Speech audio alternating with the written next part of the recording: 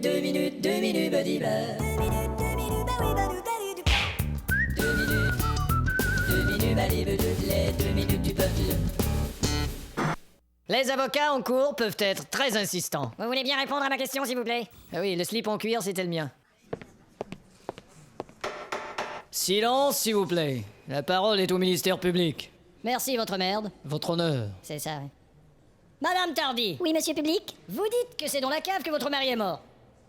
On a trouvé une grosse bosse derrière la tête de votre mari qui laisse croire qu'il aurait été assommé avant de débouler les marches de la cave. Qu'est-ce que vous en pensez? Ben, il a peut-être pu se cogner la tête sur le ballon d'eau chaude en arrivant au bas de l'escalier. Ah, il s'est cogné la tête sur le ballon d'eau chaude en bas de l'escalier, eh oui. Il y a plus de 5 mètres entre le ballon d'eau chaude et l'escalier, madame. Il aurait fallu une cascade pour que votre histoire tienne. Cascade tienne, c'est ça mon histoire. Bah, et vous dites avoir découvert le corps de votre mari après. C'est cela. 10 ans de mariage et c'est ce soir-là que vous avez découvert le corps de votre mari. C'est vraiment un succès.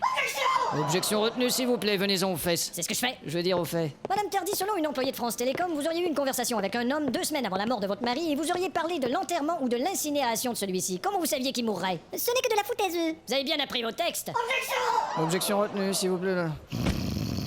Pourtant, vous avez bien dit, et je cite le rapport, il finira soit dans l'incinérateur, soit dans la terre. Sois dentaire, je parlais avec mon dentiste. À votre dentiste, hein. Expliquez-moi pourquoi vous avez également prononcé souvent le mot inhumation. Je lui disais que j'aimais bien les films de Walt Disney et les autres films d'inhumation. Pourtant, un témoin oculaire dit vous avoir vu dans un restaurant avec un homme, peut-être votre amant. Eh, toi, l'objection. C'est fini. Tu dis plus ça. Il y en a plus. Plus d'objection. C'est compris? Bon.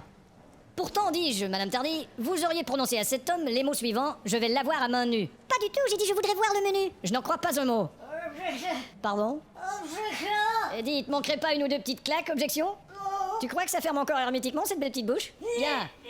Madame Tardy, qu'est-ce que vous avez entendu exactement lorsque votre mari est descendu à la cave? Eh bien, j'ai entendu bing, bof, palang, kung, balatapalapal. Greffier, vous notez? Bing, bof, palang, couing, palatapalapal. Il y a une étape que je m'explique pas, Madame Tardy. Quoi? Vous dites que votre mari s'est cogné la tête sur le ballon d'eau chaude en arrivant en bas des marches. Oui. Mais dans ce cas, ça aurait pas fait bing, bof, palang, couing, palatapalapal. Ça aurait fait bing, bof, palang, palatapalapal, kung. Pas nécessairement, il a pu avoir kung sur la tête et ensuite continuer à rouler, palatapalapal. Malheureusement, tout porte à croire, madame, que c'est vous qui avez donné un coup sur la tête de votre mari avant qu'il tombe dans les marches. Alors ça aurait fait couing, bing, bof, palang, palatapalapal. Ah oui? Bah pendant que vous y êtes, pourquoi ce serait pas sommer la tête dans les marches en tombant? Ça aurait fait bing, kung, bof, palang, palatapalapal. Je vais vous dire, madame, qu'avec la bosse qu'il avait, il aurait fallu que ça sonne souvent dans les marches. Ça aurait fait bing, couing, bof, couing, palang, couing, palatapalapal. Bing, couing, bof, couing, palang, couing, palatapalapal. Eh bien, je demande au jury de bien réfléchir et de bien observer. Nous avons en face de nous une coupable. J'ai terminé. Alors, je procède à la lecture du verdict. Ne t'inquiète pas, tout ira bien. Dis donc, tu t'es fait péter la gueule. Bon, ça c'est pas grave.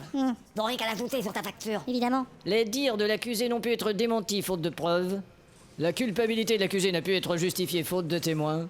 L'accusable est donc non coupé faute d'orthographe. 2 minutes, les 2 minutes du peuple. Voici un autre duel d'avocats devant le tribunal.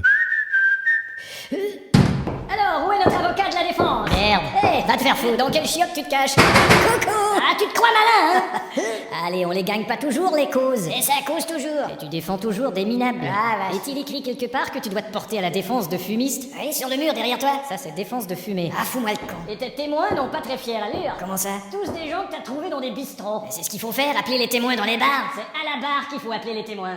Y a qu'à prononcer correctement. C'est ton client qui a tiré. Il a pas tiré. Sa chemise était tachée de sang. C'est pas parce qu'elle était tachée de sang qu'il a tiré. D'accord, et qu'est-ce que vous allez faire maintenant? Je sais pas, on va tâcher de s'en tirer. C'est ce que je te disais. Il ferait mieux de conserver tes énergies pour la cour. Bah justement, c'est l'heure d'y retourner. Et tu vas m'entendre. Ça m'étonnerait, mon vieux. Je mets le verrou et je t'enferme dans les WC. Quoi? Comment ça, espèce de sang?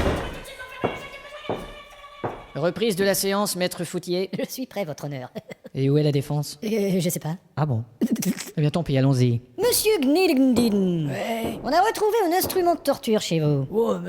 Un étau, votre honneur, dans lequel on tient la tête de sa victime pour lui faire écouter des horreurs à haut volume. Un étau qui fonctionne avec l'aide d'une batterie. Et comment ça s'appelle? L'étau-batterie. Quelle horreur. Drôle d'invention, n'est-ce pas, Gnilgndin? Ouais, ça vient d'un type suisse, cette idée. Bravo. D'ailleurs, le type s'est suicidé. Ah tiens. Après avoir lui-même essayé son produit. Lorsque vous étiez dans l'armée, vous étiez chargé de vous occuper des missiles. Ouais. Pourtant, une conversation sur votre portable atteste que vous étiez inapte à vous occuper des missiles. Objection rejetée. Depuis les WC, ça compte pas. Mais c'est pas juste. Maître Foutier, où avez-vous su qu'il était inapte au missile? Ouais, c'est inadmissible. Vous avez fait surveiller son portable à son insu? C'est insupportable. Mais votre honneur, c'est une table d'écoute, il me fallait une axe, et c'était cette table. C'est inacceptable. Votre femme ne vous trompe-t-elle pas avec des animaux de l'écurie? Tribunal.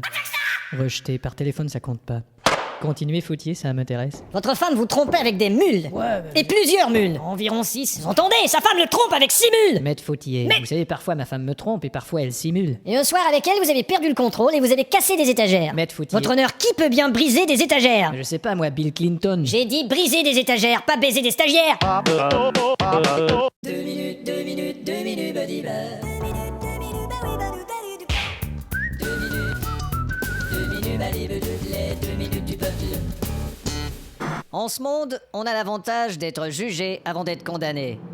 Et après, on peut juger si c'est un avantage. La parole est au ministère public, c'est à vous, maître Snitters. Monsieur Flydwin, Oui, comment avez-vous trouvé le corps de votre femme? je l'ai trouvé très joli. Si on reconstituait dans le détail, comment tout ça s'est passé, monsieur? On mangeait tranquillement dans la salle à manger. La télé était allumée, c'était Arlette Laguillet. Disait-elle quelque chose à ce moment-là, vous souvenez-vous? Elle se plaignait comme d'habitude. Non, je veux dire votre femme. Non, elle mangeait, puis soudain elle s'est étouffée, puis elle est tombée sur le sol, sur le piano. Sur le sol ou sur le piano? Bah sur le sol, sur le piano, à côté de là. Et où c'est, là? Bah à côté de là. Le sol sur le piano est à côté de là, face sol là. Bon, d'accord, ensuite? Elle est tombée sur le dos. Le dos du piano? Non, non, elle est tombée sur le sol, sur le dos. Bah, sur le sol ou sur le dos? Bah les deux. Quoi, elle a fait un accord? Elle est tombée sur le sol, par terre et sur le dos. Essayez de me confondre, hein? Objection retenue, maître Snitters, elle est tombée par terre, sur le sol, sur son dos. Ça va? Ça va. Monsieur Flydwin, Effectivement, vous avez eu une petite fête au bureau avant Noël. c'est moi. Et vous avez dit à une secrétaire du bureau par téléphone que vous seriez le Père Noël. Ce que je fus. Mais vous avez également dit, et je cite, je lui mettrai une dose de barbiturique et elle va crouler par terre. C'est pas ce que j'ai dit je mettrai une grosse barbe et tu riras à trouler par terre. Vous auriez également dit à la même secrétaire, je la passerai tout entière dans le broyeur. C'est pas ce que j'ai dit j'apporterai une tourtière à l'employeur. Pourtant, dans la conversation, on a pu comprendre que la secrétaire avait quelque chose à voir dans tout ça parce que vous lui avez dit, je passe te prendre, elle est probablement morte. C'est pas ce que j'ai dit je passe te prendre, je pars de Montmartre. Flydwin, vous êtes le coupable! Objection retenue, maître Snitters, là je crois qu'on a tendance à trop vite venir...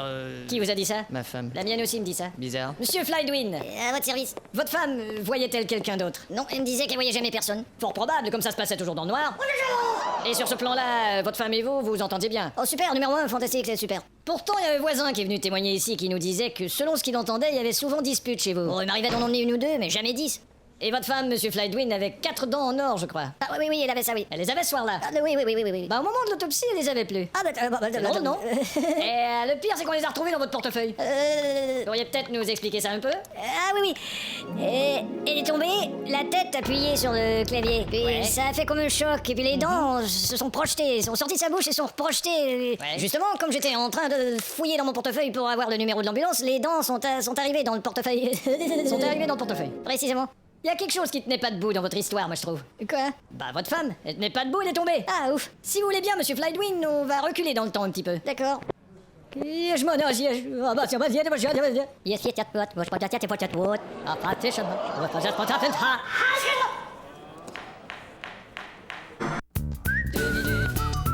Les 2 minutes du peuple. Assistons ensemble à une autre cause au tribunal. La parole est au ministère public. Monsieur Chouclair, Ouais. environ 1 heure après la mort de votre femme, on vous a trouvé dans un bistrot complètement sous. Vous sembliez ivre de joie. Oh non, j'étais ivre du deuil en fait. Et vous chantiez des conneries. C'est ce que je dis, j'étais ivre du deuil. On dit que votre femme était souvent la cible de votre mauvaise humeur. Jamais, monsieur, moi j'ai pas de cible. Ah bon? Je suis un homme sensible. Voulez-vous retourner, s'il vous plaît? Quoi? Tournez-vous. Comme ça? Quel est votre signe du zodiaque? Moi, je suis verso. Retournez-vous. Comme ça? C'est bien ce que je croyais. Qu'y a-t-il? Vous êtes recto verso. Objection retenue, maître Fautier, quel est le rapport? D'accord. Chouclair! Oui. Vous avez quelquefois fréquenté une prostituée. Ouais, mais l'éléphant, Et que vous faisait-elle, cette belle éléphant des statiers? Objection rejetée, j'aimerais bien voir la réponse. Eh ben quoi, elle me donnait un peu d'affection, quoi. Et puis une pipe. Pardon? Et puis une pipe. Je comprends pas. Et puis une pipe, et puis une pipe. Hurrah. Votre femme ne vous reprochait-elle pas d'accorder plus d'importance au match de foot qu'à elle? Ça, c'est pas vrai! L'est-il? Eh ben, un soir, d'accord, je regardais un match de foot à la télé, mais D'accord. là, elle est devenue complètement dingue et elle s'est mise à tout casser dans la maison et à me frapper avec des objets. Ah bon. Alors là, j'ai essayé de la retenir, je me suis occupé d'elle, mais elle avait pas le droit de dire que j'attachais plus d'importance à un match de foot qu'à elle. Et comment s'est terminée cette soirée? PSG 4, Marseille 3. Votre meilleur ami n'était-il pas amoureux de votre femme ou vice-versa? Non, monsieur, mon meilleur ami n'était pas amoureux de ma femme. D'accord. Par contre, il aimait bien vice-versa. Dans l'après-midi qui précédait l'incident, vous avez donné un spectacle de danse de claquettes. Ouais. Et des témoins disent que quelques secondes avant que votre femme tombe dans le précipice, ils ont entendu des claquettes. Bon, ça, c'est des conneries! Pourquoi? Vous croyez tout de même pas que si j'avais été le meurtrier de ma femme, j'aurais gardé mes claquettes? Très juste. Enfin, merde. J'ai terminé, vous pouvez aller vous asseoir. Merci. Maître Fautier, Votre honneur? j'aimerais vous parler, s'il vous plaît. J'arrive. Alors, Oui. qu'est-ce que vous... Mais qu'est-ce que vous buvez, votre honneur? De la Suze. De la Suze, mais vous êtes bourré, votre honneur. Oui, m'appelez monsieur le Suze. Eh bien, monsieur le Suze, je suis pas sûr que ce soit une bonne idée. Vous en voulez un petit verre? Non, merci. Vous avez un joli petit minois, vous savez. Votre honneur, ce que vous êtes en train de faire n'a rien à voir avec la cour. Mais bien sûr, puisque je vous fais la cour. Mais qu'est-ce que c'est que ce truc? C'est mon nounours. Il est joli, hein? Votre honneur, l'audience est en train de s'énerver. Eh ben, je vais les rappeler à l'ordre, moi, cette audience de mes deux. Je peux m'en occuper. Est-ce que j'ai mis mon putain de marteau, là? Je le vois pas, là, monsieur. Tiens, je vais prendre ça. Silence, s'il vous plaît! Alors écoutez-moi tous, nous reprenons les faits. Une photo nous prouve que le soir du meurtre, monsieur Chouclair portait un béret. Or, nous avons trouvé sur les lieux du délit le même béret. C'est donc au jury de délibérer.